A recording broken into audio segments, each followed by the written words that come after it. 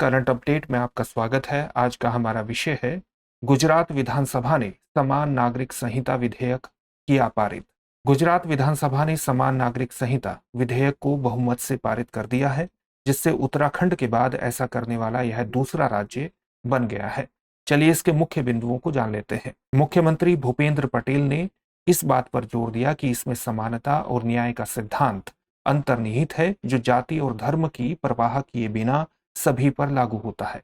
इस विधेयक का उद्देश्य विवाहों का पंजीकरण, लिव इन रिलेशनशिपों का पंजीकरण, तलाक के लिए एक समान नियम, पुत्रियों और पुत्रों के लिए समान उत्तराधिकार अधिकार और दंड सहित सख्त कार्यान्वयन को अनिवार्य बनाना है। इस विधेयक का एक प्रमुख प्रावधान यह है कि दंपतियों को 60 दिनों के भीतर अपना विवाह पंजीकृत कराना होगा और ऐसा न करने पर 10,000 रुपए तक का जुर्माना लगाया जा सकता है। इस विधेयक के तहत लिव इन रिलेशनशिप का पंजीकरण अनिवार्य है और ऐसा न करने पर 3 महीने तक की कैद या 10,000 रुपए का जुर्माना हो सकता है।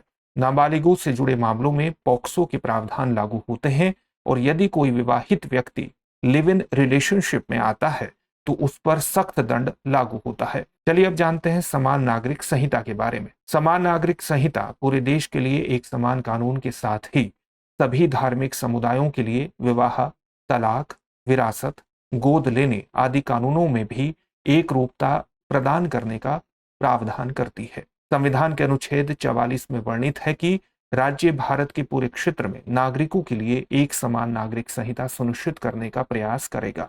अनुच्छेद 44 संविधान में वर्णित राज्य के नीति निदेशक तत्वों में से एक है। अनुच्छेद 44 का उद्देश्य संविधान की प्रस्तावना में निहित धर्मनिरपेक्ष लोकतांत्रिक गणराज्य की अवधारणा को मजबूत करना है। चलिए अब देखते हैं आज के अभ्यास प्रश्न को। यूनिफॉर्म सिविल कोड का वर्णन संविधान के किस अनुच्छेद में है? आपके सामने ऑप्शंस हैं अनुच्छेद 42, अनुच्छेद 39, अनुच्छेद 44 या अनुच्छेद 41।